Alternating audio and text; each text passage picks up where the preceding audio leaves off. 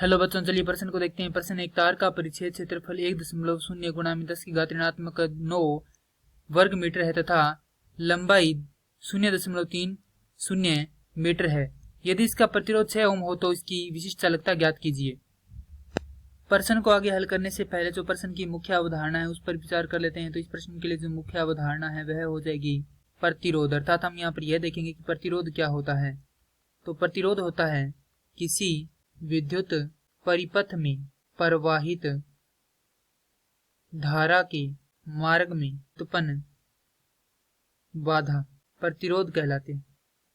अब जैसा कि हम जानते हैं कि प्रतिरोध R बराबर होता है रो L बटा में ए, जहां रो क्या है, विशिष्ट प्रतिरोध है, L चालक की लंबाई है, ए यहाँ पर क्या है, चालक का क्षेत्रफल है।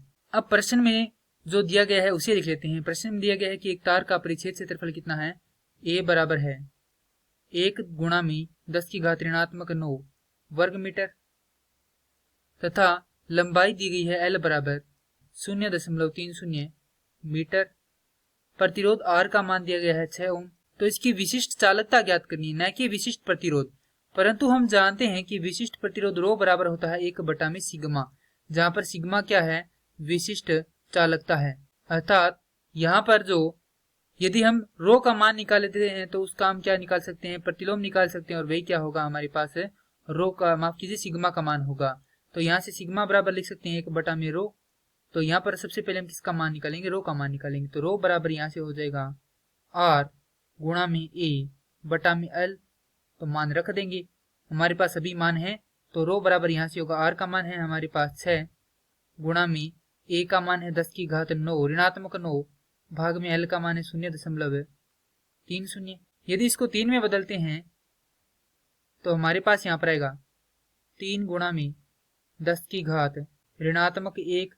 तो यहाँ से 306 को काटेंगे तो ये कटेगा 2 बार, और ये हो जाएगा रो बराबर 2 गुणा 10 की घात ऋणात्मक 8।